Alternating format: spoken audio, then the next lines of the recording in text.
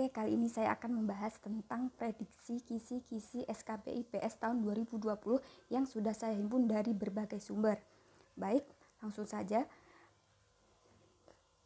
SKB Guru IPS terdiri dari 30% soal-soal tentang kompetensi pedagogik dan 70% soal tentang kompetensi profesional.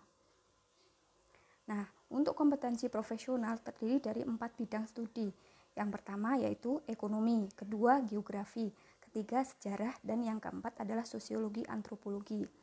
Sedangkan untuk pedagogik terdiri dari materi 1, teori-teori belajar, kedua pendekatan pembelajaran, yang ketiga perencanaan pembelajaran, 4 tujuan pembelajaran, 5 jenis materi dan proses pembelajaran, 6 media pembelajaran, 7 evaluasi pembelajaran, dan yang terakhir adalah isu-isu pendidikan saat ini.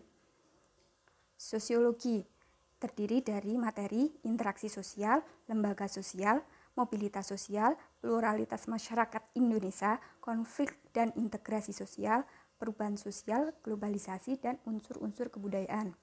Selanjutnya untuk materi geografi terdiri dari kondisi geografis Indonesia, potensi sumber daya alam Indonesia, sumber daya manusia, interaksi antar ruang dan dampaknya, kondisi geografis, SDM, SDA, negara-negara ASEAN, interaksi antar negara ASEAN, dan yang terakhir adalah interaksi antar ruang negara Asia dan dunia.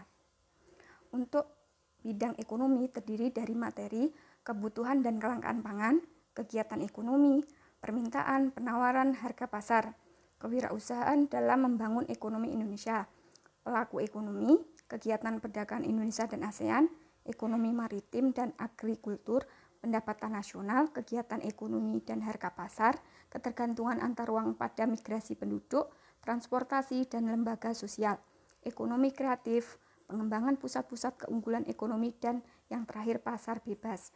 Nah, untuk materi sejarah itu sendiri terdiri dari Indonesia masa praaksara, Indonesia masa Hindu-Buddha, Indonesia masa Islam, Indonesia dalam kedatangan bangsa Eropa dan perlawanan bangsa Indonesia, masa kolonial, masa pergerakan nasional, proklamasi kemerdekaan dan proses pengakuan kedaulatan, masa demokrasi liberal dan demokrasi terpimpin, peran Indonesia dalam kerjasama internasional, masa Orde Baru, masa reformasi, dan yang terakhir tokoh-tokoh Indonesia pada awal kemerdekaan sampai dengan reformasi.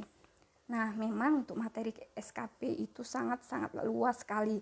Untuk itu kita harus ekstra belajarnya. Tapi jangan khawatir karena saya akan membahas tuntas tentang soal-soal dan pembahasan baik itu materi pedagogik maupun materi profesional. Untuk itu jangan lupa like dan subscribe dan terus ikuti channel saya. Terima kasih.